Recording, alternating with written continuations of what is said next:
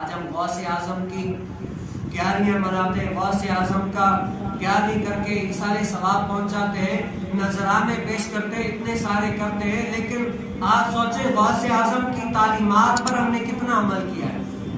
11ویں کریں، آپ جتنے خیرات ہو سکے کریں، لیکن حضور سیدنا غوث اعظم کی تعلیمات پر ہم نے کتنا عمل کیا۔ غوث اعظم تو وہ ہے کہ 15 سالوں تک رات کو روزانہ ایک قرآن کریم فرقان حمید ختم کرتے ہیں۔ 15 سال تک، 1 سال نہیں، 2 سال نہیں، 1-2 راتیں نہیں، 15 سال تک روزانہ ایک رات میں ایک قرآن کریم فرقان حمید ختم فرمایا غوث اعظم۔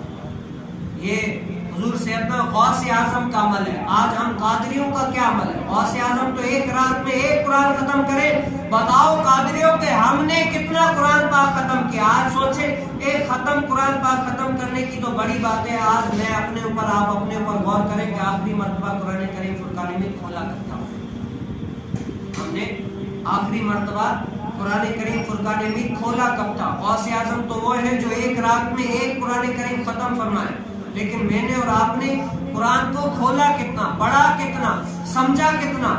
غوث اعظم کی تو وہ ہے۔ غوث اعظم عشاء کی نماز پڑھ کے جو ہے نا، عشاء کے وضو سے فجر کی نماز پڑھے، وہ غوث اعظم ہے۔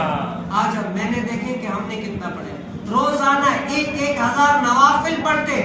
آج میں دیکھوں کہ ہم کتنا نوافل پڑھتے ہیں۔ کیا ہم ہر نماز کے بعد جو نوافل ہے وہ ہم پڑھتے یا نہیں پڑھتے؟ اس کے زیادہ کثرت نوافل کی کرتے ہیں یا نہیں کرتے؟ یہ میرے اوپر ہے، ہم کتنی کرتے ہیں۔ غوث اعظم کی 11ویں کریں، 12ویں کریں، جتنا عرس آئے بزرگوں کا عرس کریں، 11ویں کے ساتھ جتنے بزرگوں کا عرس آتا ہے آپ کریں، لیکن آپ اپنے اندر دل میں یہ ضرور سوچ لیجئے گا، اس بزرگ کا جو میں عرس منا رہا ہوں، 11ویں کر رہا ہوں، دیگے چڑھا رہا ہوں، کس وجہ سے؟ آپ کو وجہ سامنے آئے گی کہ یہ اللہ کی بارگاہ میں مقبول ہے۔ اور مقبول کس سے ہے؟ مقبول اپنے عمل کی وجہ سے، انہوں نے عمل ایسے کیے۔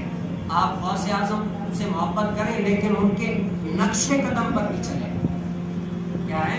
نقش قدم پر بھی چلیں۔ آج سب سے بڑی بات یہی ہوتی ہے کہ ہم غوث اعظم کو مانتے ہیں، محبت کرتے ہیں اور جان بھی دینے کو تیار ہیں، لیکن نقش قدم پر چلنے کے لیے آمادہ تو ہوتے ہیں، لیکن چلنے میں جو ہے نا ہم ناکام ہو جاتے ہیں۔ کہتے ہیں بھائی ہمیں غوث اعظم سے ایسا کون بدبخت شخص ہوگا جو کہے میں غوث اعظم کو نہیں مانتا؟ مانتے ہر کوئی ہے، لیکن نقش قدم پر چلنے کے لیے منہ سے کہتے ہیں، لیکن چلنے کے لیے ہم بڑی کمزور پڑ جاتے ہیں۔ غوث اعظم کی نقش قدم پر چلنا، حقیقی قادری وہ ہے جو غوث اعظم کے مشن کو اپنائے۔ کس کو اپنائے؟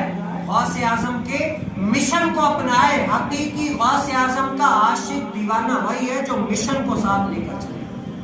تو آج ہمارا درس یہی ہے کہ ہم غوث اعظم کے مشن کو آگے بڑھائیں۔